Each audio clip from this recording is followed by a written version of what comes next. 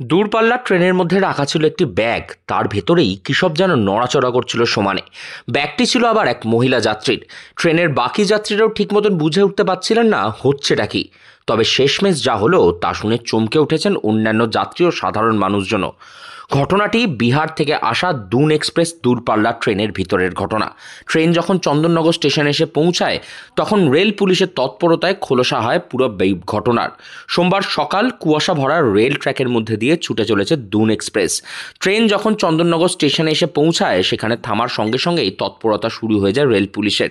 ট্রেনের কামরা খুঁজে সোজা পুলিশ পৌঁছায় ওই মহিলার কাছে, কারণ তার কাছে রয়েছে সন্দেহজনক দুটি ব্যাগ, যার মধ্যে এমন কিছু রয়েছে যারা জড় বস্তু নয়, তা হলো একেবারে জীবিত। ওই মহিলা যাত্রীর নাম লক্ষ্মী সরকার।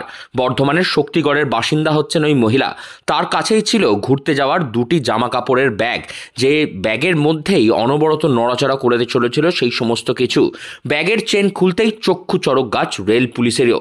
মহিলা যাত্রীর ওই ব্যাগ যখন স্টেশনে নামানো হয় তখন তা দেখার জন্য ভিড় জমে যায় উৎসুক জনতারও।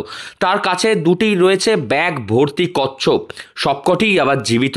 বেআইনিভাবে বন্য প্রাণ পাচার করার কাজ করছিলেন ওই মহিলা। গোপন সূত্রে সে খবর পৌঁছায় রেল পুলিশের কাছেই। তারপরেই তৎপরতা শুরু হয় রেল পুলিশের। পুলিশ গিয়ে আটক করে মহিলা সহ তার ব্যাগে থাকা কচ্ছপগুলিকে। দুটি ব্যাগ মিলিয়ে মোট 21টি কচ্ছপ উদ্ধার করেছে জিআরপি। জানা গেছে ওই মহিলা কচ্ছপগুলি নিয়ে উত্তর 24 পরগনার কোনো এক ব্যক্তির কাছে যাচ্ছিলেন তা পাচার করার জন্য। বন্য প্রাণের কালোবাজারি হাতে না হাতে ধরে ফেলে জিআরপি। এই ঘটনায় আরও কারা জড়িত রয়েছে তা নিয়েই তদন্ত শুরু করেছে এখন রেল পুলিশ। তবে বারবার এইভাবে ট্রেনের মধ্যে দিয়েই কিন্তু এইরকমভাবে বন্যপ্রাণ এবং বিরল প্রজাতির বিভিন্ন কচ্ছপ পাচার করার চক্র চালিয়ে যাচ্ছে, এবং এই চক্রেই বারবার দেখা গিয়েছে যে মহিলারাই হচ্ছেন এই পেডলার বা পাচারকারী। তাদের হাত দিয়েই পাচার করা হয় এই বন্য প্রাণ। মূলত যা জানা গিয়েছে যে ওই মহিলা বর্ধমানের বাসিন্দা হলেও তিনি উত্তর 24 পরগনার কোনো এক ব্যক্তির কাছে তার সমস্ত এই কচ্ছপগুলি পৌঁছে দিলে তার থেকে পেতেন বেশ কিছু মোটা অঙ্কের টাকা। তার জন্যেই তার এই কাজ করা। বন্যপ্রাণ পাচারকারীরা তাদের পাচার করার জন্য সহজ উপায় হিসাবে বেছে নিয়েছেন রেলকে। ট্রেনের মধ্যে যা হোক করে লুকিয়ে তা পৌঁছে দিতে পারলেই মেলে মোটা অঙ্কের টাকা। সেই কারণেই এই মহিলা তাকে আটক করেছে পুলিশও, কারণ এই মহিলা নিজের ব্যাগে করে পাচার করছিল 21টি বিরল প্রজাতির কচ্ছপ। প্রত্যেকটি কচ্ছপের ওজন হবে কম করে 700 থেকে 1 কেজির কাছাকাছি। মোট 20টি কচ্ছপ তিনি পৌঁছে দিলে তার হাতে আসতো সে মোটা অঙ্কের টাকা।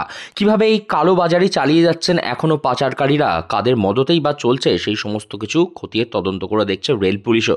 তবে এই জীবগুলিকে উদ্ধার করে তা এখন তুলে দেওয়া হবে বন দপ্তরের হাতে। তারপরে এগুলিকে নিজেদের যথাযথ স্থানে তা পৌঁছে দেবেন বন দপ্তরের আধিকারিকরা। কচ্ছপ পাচার করা যে বেআইনি তা আগে থেকেই আইনবদ্ধ করেছে সরকার, এবং এই বন্যপ্রাণ সংরক্ষণের জন্য যখন একাধিক পদক্ষেপ নেওয়া চলছে সেখানেই এই কালোবাজারিদের দৌরাত্ম্য বেড়েই চলেছে দিনের পর দিন, যারা এভাবে বন্যপ্রাণকে কালোবাজারি করে বিভিন্ন জায়গায় বিক্রি করে মুনাফা অর্জন করছেন।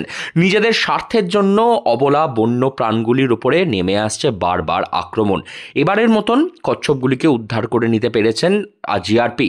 তবে না জানি কতবার কতদিন এইভাবেই যে কচ্ছপ এবং অন্যান্য বন্য প্রাণ পাচার হয়ে চলছে তার দিকে কিন্তু একেবারে কড়া হাতে তার দমনের পদক্ষেপ নিয়েছে পুলিশ এবং প্রশাসন। হুগলি থেকে রাহি হালদার, লোকাল 18 বাংলা।